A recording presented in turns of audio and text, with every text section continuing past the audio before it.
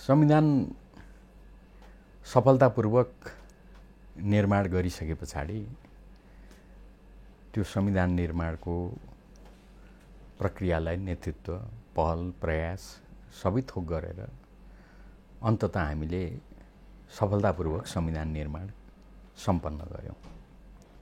70 वर्षदेखिको जनताको चाहना र भावनाले मूर्तता प्राप्त गर्यो। त्यसपछि स्वाभाविक रूपमा यो कार्यान्वयनमा गयो। अब कार्यान्वयन गर्ने क्रममा यसपटक केही समय अगाडि हामी सबैलाई थाहा छ, त्यति बेला प्रधानमन्त्री केपी ओली नै हुनुहुन्थ्यो। उहाँकै नेतृत्वमा संसदले संविधानमा एउटा संशोधन प्रस्तावलाई सर्वसम्मतिले पारित गर्यो। बाबा सनफ्लावर ओइल, शुद्धता यसमै भेटिन्छ। त्यो कार्यान्वयनको चरणको सन्दर्भमा त्यसलाई म उत्कर्ष मान्छु। कुन अर्थमा त भन्दा संविधान बनिसके पछाडि संविधानलाई लिएर स्वीकार गर्ने नगर्ने प्रश्नहरू अलिअलि उठेका हुन्। धेरै ठुलो मात्रामा संविधान सभाले पारित गरे पनि हाम्रोमा पनि सबैले स्वीकार गरेका होइनन् भनेर प्रश्न उठ्ने गरेको हो। तर निकै चाँडो मैले अघि प्रसङ्ग कोट्याएँ, संविधान संशोधनको त्यो प्रस्ताव मार्फत सिङ्गो देशले संविधानलाई स्वीकार्यो। यो सर्वस्वीकार्य भयो। त्यो घटना थियो लिपुलेक लिम्पियाधोराको जुन सिमाना सम्बन्धी चुचे नक्साको कुरा थियो। त्यसलाई संसदले सर्वसम्मतिले त्यो संशोधनलाई पारित गर्यो। संसदमा रहेका सम्पूर्ण राजनीतिक दलहरूले त्यो हाम्रो संविधान निर्माणको क्रममा संवैधानिक इतिहासको सन्दर्भमा त्यसलाई ऐतिहासिक मान्नुपर्छ। यसरी कार्यान्वयनमा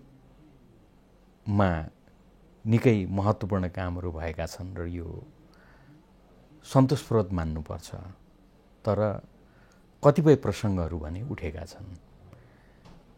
मैले संविधान जारी गर्दा नै भनेको थिएँ, हामीले राम्रो संविधान बनाएका छौँ। तर जतिसुकै राम्रो संविधान भए पनि त्यसले बुद्धि विवेक र क्षमता भने बाँड्दैन। त्यो हामी आफैले देखाउनुपर्छ। यही सन्दर्भमा कतिपय कमी कमजोरीहरू पनि देखा परिरहेका छन्, विवादहरू उठेका छन्।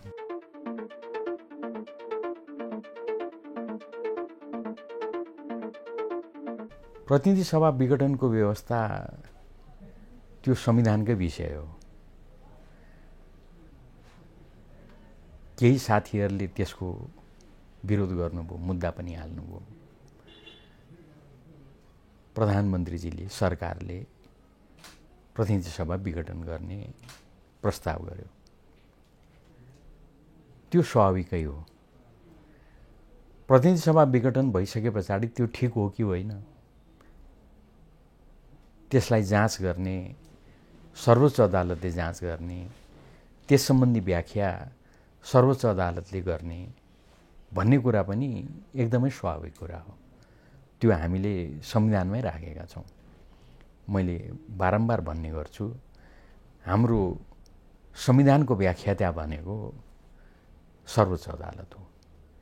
त्यसैले पहिलो विघटनमा, दोस्रो विघटनमा, दुवै विघटनमा सम्मानित सर्वोच्च अदालतले व्याख्या गर्यो र त्यो विघटन बेठिक भयो भनेर भन्यो।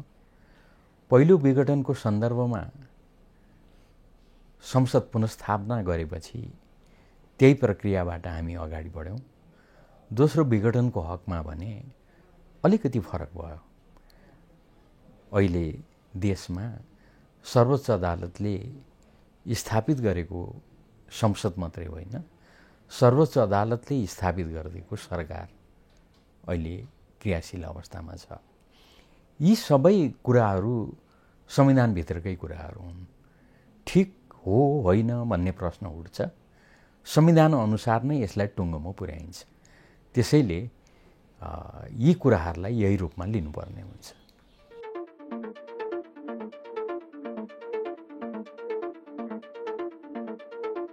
सबभन्दा पहिलो कुरा त संविधान निर्माण गर्दादेखि अहिलेसम्म कुनै पनि विषयमा मैले व्यक्त गर्ने धारणामा कहिले पनि फरक आएको छैन।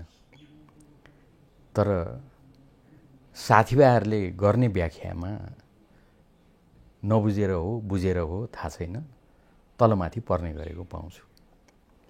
जस्तो उदाहरणको लागि संसदको पहिलो विघटनकै बारेमा अहिले यो विघटन ठिक होइन भन्ने मान्छे हो म।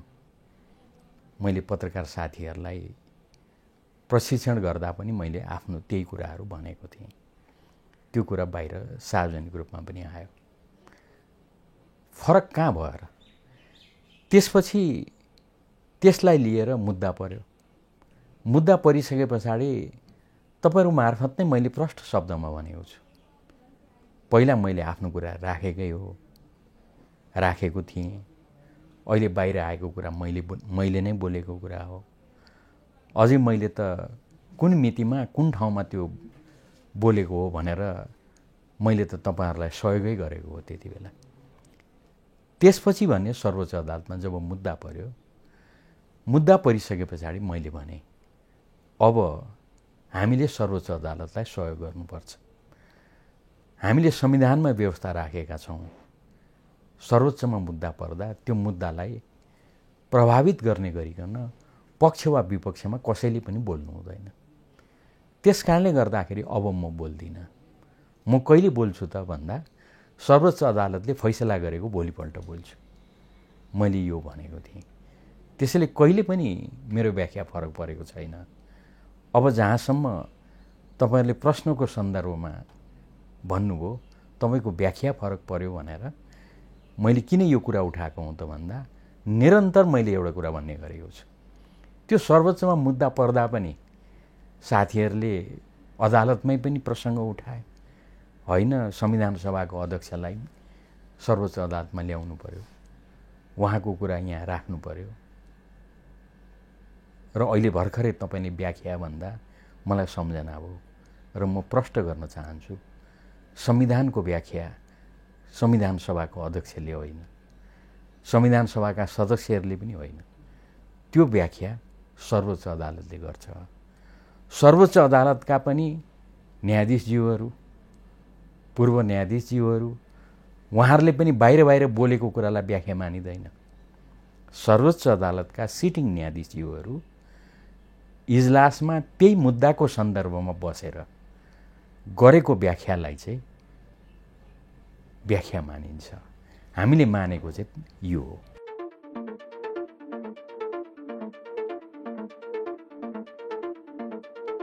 त्यो पटकै होइन।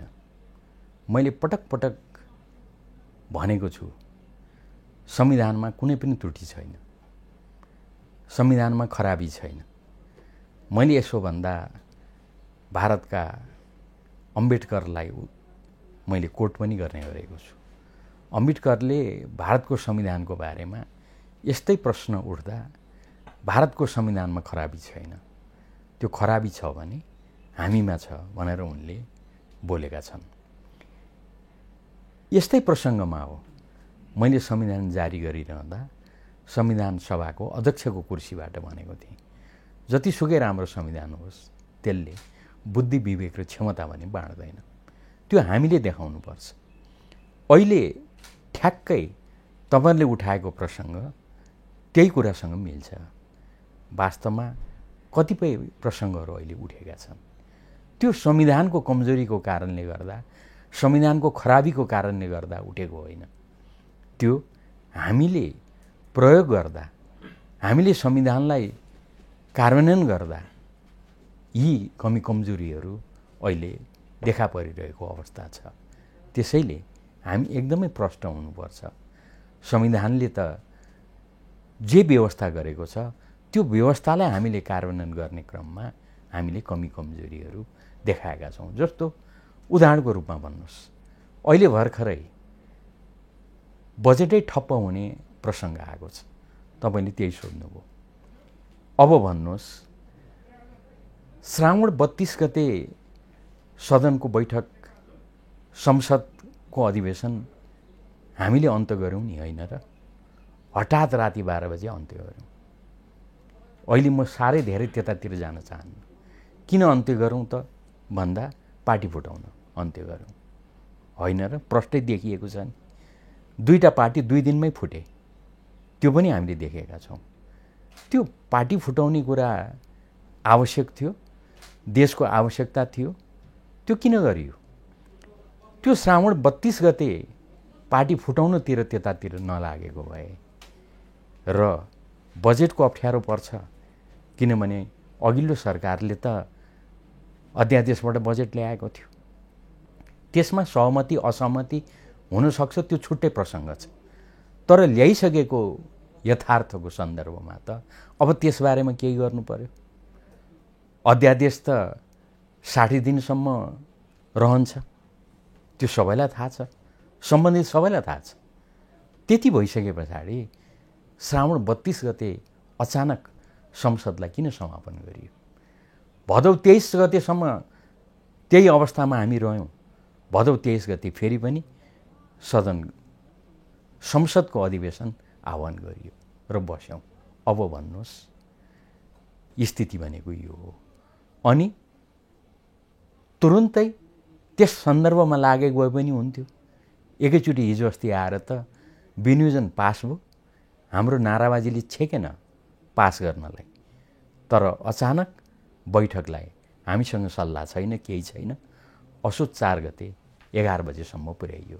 अब भन्नुहोस्, यो ढङ्गले चल्न भनेर संविधानले हामीलाई भनेको थियो?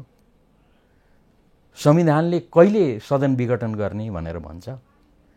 त्यो सब काम त हामी गरिरहेछौँ त। अनि यो सब देशमा बजेट ठप्प पार्ने काम त संविधानले होइन, हामी गरिरहेछौँ नि। त्यसैले यो संविधानको कमजोरी होइन, यो कमजोरी हाम्रो हो। कसको कति कमजोरी हो त्यो छुट्टै छलफलको विषय हो।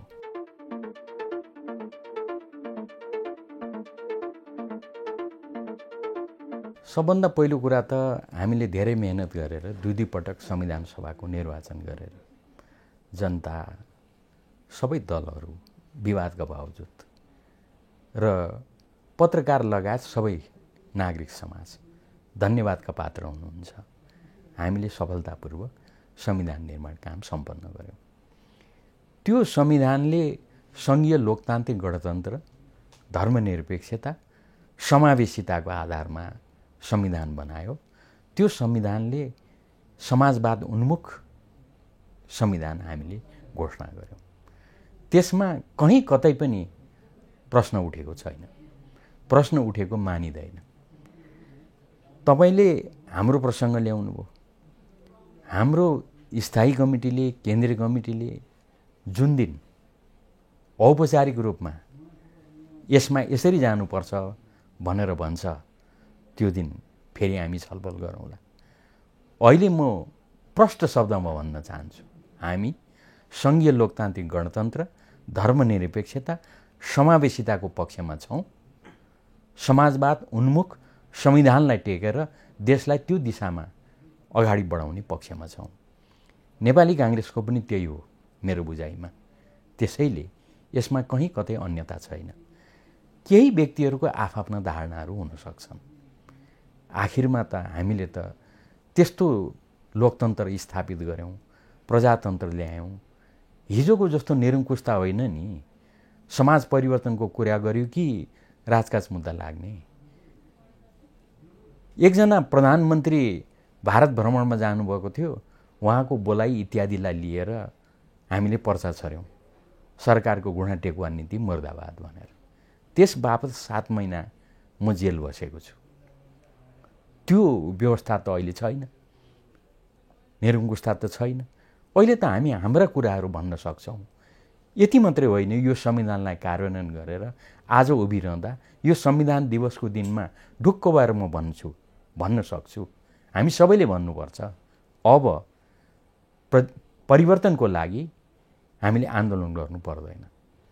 जनताको मन जितेर जनताको आशीर्वाद लिएर जुनसुकै प्रकारको परिवर्तन गर्न सकिन्छ। कुरा भनेको यो हो।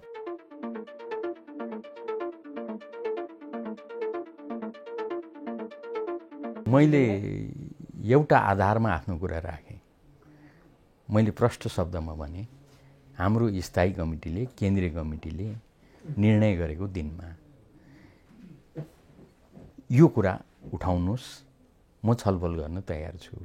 मैले एक शब्दमा भने, तपाईँले एउटा प्रसङ्ग अलिकति जुन कोट्याउनु भएको, म तपाईँलाई प्रष्टै भनिदिउँ।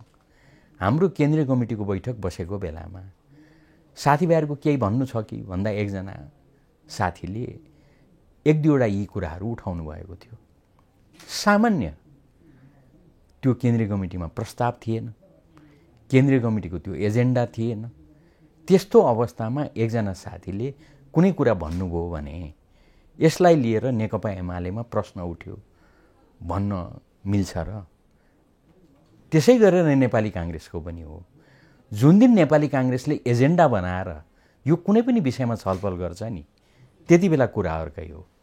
त्यसैले हामी सबै जसले यो संविधान बनायो, संविधानलाई यो ठाउँसम्म ल्याइ पुर्यायो, ती सबै राजनीतिक दलहरू अहिले पनि यी भनिएका कुराहरूमा सङ्घीय लोकतान्त्रिक गणतन्त्र, धर्मनिरपेक्षता, समावेशिताको कुरामा एक ठाउँमा उभिएका छन्।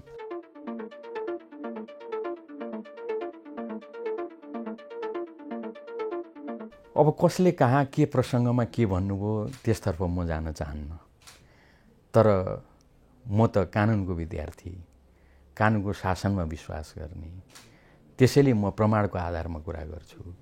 मैले चुच्चे नक्सा भनेर भने त्यो चुच्चे नक्सा सम्बन्धी संविधान संशोधन पारित गर्दा यो देशका सम्पूर्ण राजनीतिक दलहरू संसदमा एक ठाउँमा उभिएका थिए। सबैले यो संविधानलाई सर्वसम्मतिले पारित गरेका थिए। त्यसैले सर्वसम्मतिले आफूले संविधान संशोधन पारित गरिसके पछाडि त्यो संविधानलाई सिङ्गो देशले स्वीकार गरेको भएन। हामी यसमा निकै अगाडि छौँ। मैले भने नि, छोटो समयमा हामीले यो उपलब्धि हासिल गऱ्यौँ। छिमेकी भारतमा त 10 वर्षसम्म दक्षिण भारतले भारतको संविधान स्वीकार गरेन।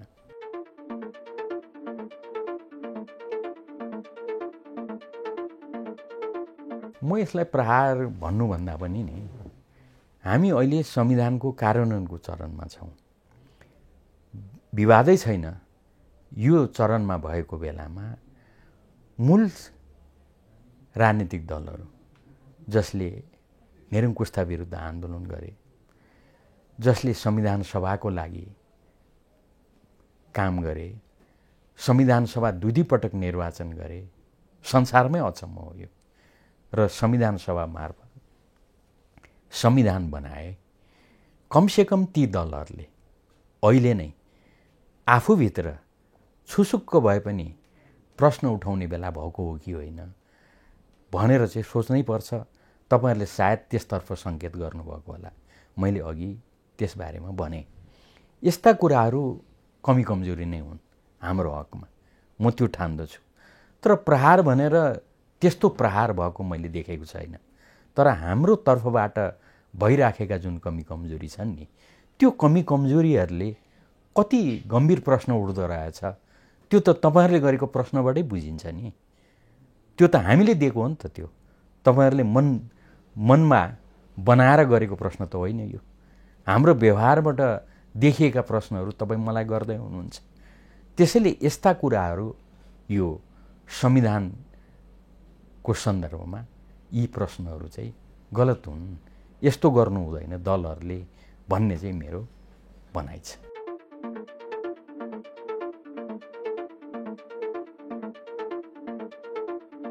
अब यो कुरा राजनीतिक दलभित्रका कुराहरू हुन्। राजनीतिक दलहरूले म्यानेज गर्ने कुरा हुन्। राजनीतिक दलले यस्ता विषयहरूलाई बुद्धिमत्तापूर्वक यसलाई म्यानेज गरेर अगाडि बढ्नुपर्छ। यो विषय सबै दलहरूमा उठेका छन्। त्यसैले यो विषय सबै दलहरूको विषय हो। मलाई विश्वास छ, मैले सधैँ भन्ने गरेको छु, त्यो के हो त भन्दा कमी कमजोरीका बावजुद, कमी कमजोरी हामीले गरेका छौँ। दलहरूले गरेका छौँ। तर यो कमी कमजोरीका बावजुद देशलाई यो बिन्दुसम्म ल्याइ पुर्याउने काम त यिनै दल र दलका नेताहरूले गरेका हुन्। त्यो यथार्थलाई पनि हामीले बिर्सनु हुँदैन। त्यसैले मलाई विश्वास छ यो तपाईँले जे विषय उठाउनु भयो नि कि स्मुथली दलहरूलाई अगाडि बढाउनेतिर दलहरू लाग्नुपर्छ भन्ने जहाँसम्म तपाईँको कुरा छ, यो कुरालाई पनि दलहरूले राम्रोसँग म्यानेज गर्छन् भन्ने मलाई विश्वास छ।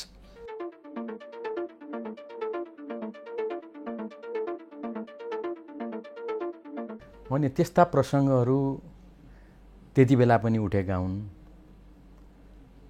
अहिले संविधान जारी गर्न किन हतारो भयो भनेर पनि उठेको हो। ती सबै प्रसङ्गहरू त हामीले एकपटक निकै चर्चा गऱ्यौँ।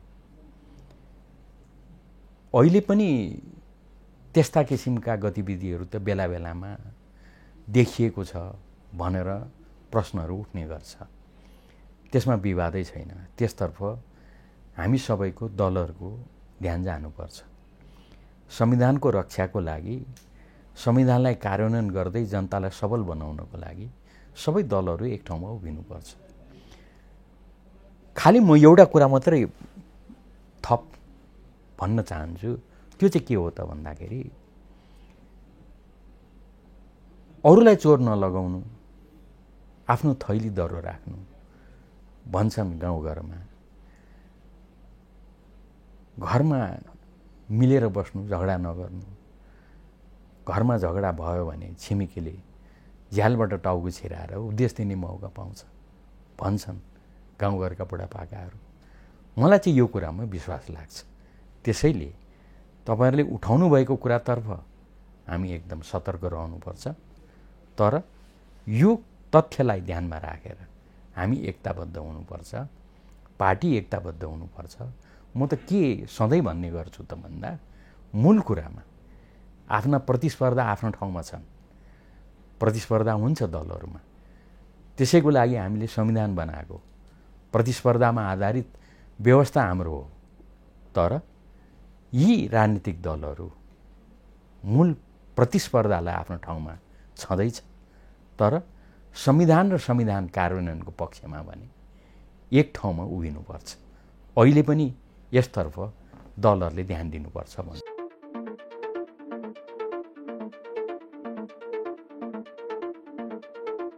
यो र त्यो भन्नुभन्दा पनि नि यस्ता प्रयासहरू निश्चय पनि भएका छन्, भएका हुन सक्छन् होइन।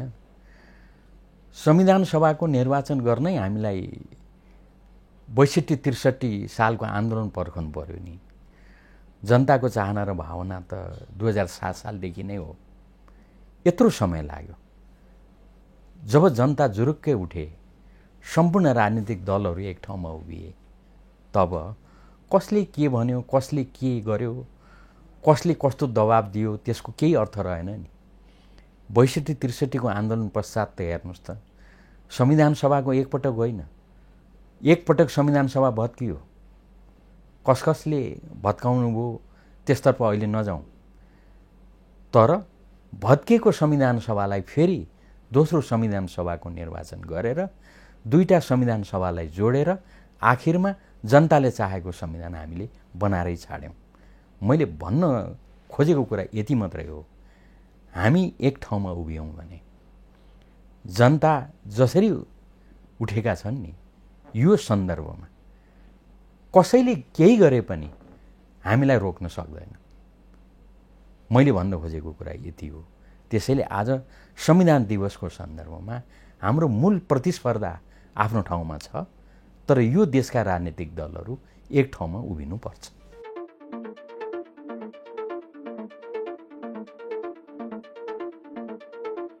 मैले एउटा कुरा प्रष्टसँग सधैँ भन्ने गरेको छु। त्यो के हो त भन्दाखेरि यो देशमा थुप्रै संविधानहरू बनेका थिए, तर ती सबै संविधानहरू शासक त्यो संविधानको अधिकारको स्रोत थियो।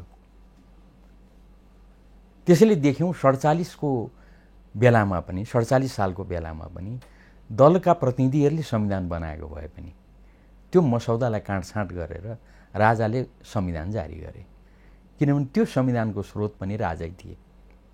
तर हेर्नुहोस्, नेपालको संवैधानिक इतिहासमा अहिलेको संविधान नै पहिलो संविधान हो, संविधान सभाद्वारा बनाइएको, निर्वाचित संविधान सभाद्वारा बनाइएको, जुन संविधानको स्रोत पहिलोपटक नेपाली जनता हुन्। त्यसैले हामीले गर्वका साथ भनेका छौँ आफ्नो संविधानको प्रस्तावनामा, संविधान सभाद्वारा, जनताको प्रतिनिधिमूलक संस्था संविधान सभाद्वारा, यो देशका सार्वभौम सत्ता सम्पन्न जनताको प्रतिनिधिको रूपमा संविधान सभाद्वारा संविधान बनाएर हामीले यो संविधान घोषणा गरेका छौँ। यो पहिलोपटक हो। त्यसैले जनताका प्रतिनिधिले बनाएर घोषणा गरेको संविधान अरू राजाले, राणा शासकहरूले दिएको संविधान जस्तो 9 वर्ष 10 वर्षमा सिद्धिन्छ भनेर त्योसँगै तुलना गर्नु हुँदैन। मेरो यही कुरा छ।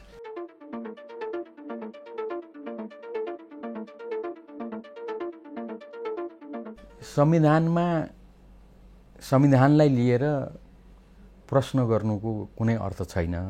मैले अहिलेसम्म आफ्नो कुरा प्रष्ट गरेँ। तपाईले सत्तामा रहेकाहरूले यसो गर्छन् नि भन्नुभयो, त्यो कसैप्रति लक्षित भएर म टिप्पणी गर्दिनँ। तर एउटा कुरा जोड्छु, त्यो के हो त भन्दा, ठट्टा गर्दै संविधानलाई त्यसैले त नेसेसरी इभिल पनि भनिन्छ। यो नभई नहुने आवश्यक हो। तर सत्तामा रहेकाहरूले यसले अलिकति मलाई अप्ठ्यारो पर्यो भने जस्तो कहिलेकाहीँ सोच्ने कुरा पनि हुन्छ कि थाहा छैन। मेरो यो वा उसँग प्रति लक्षित मेरो टिप्पणी होइन। तर यति हुँदाहुँदै पनि संविधान त नभई नहुने कुरा हो। त्यसैले मैले बेला बेलामा ठट्टा गर्दै भन्ने गरेको छु, हाम्रो राजनीति गर्नुपर्छ, तर त्यो राजनीति संविधान बमोजिम गर्नुपर्छ। किनभने हामी कानुनको शासनमा विश्वास गर्छौँ। त्यसैले यो कुरा प्रष्ट हो। आजको दिनमा तपाईँ हामीले यही कुरा जनताको बीचमा लैजानुपर्छ।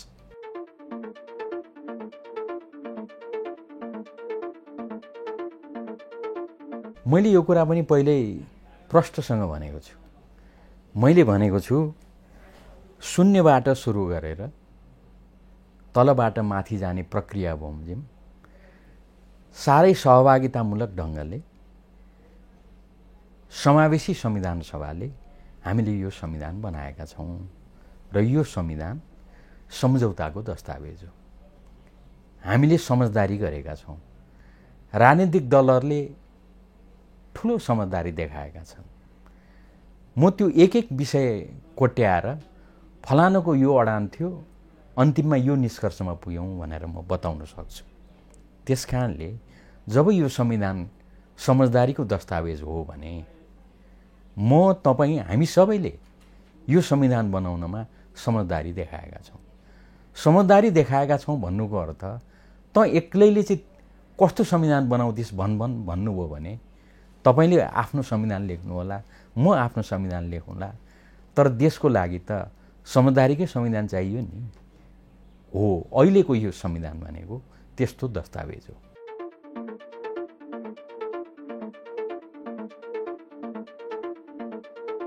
त्यो त आवश्यकता र औचित्यको आधारमा हुन्छ। त्यो भन्ने थलो संसदै हो।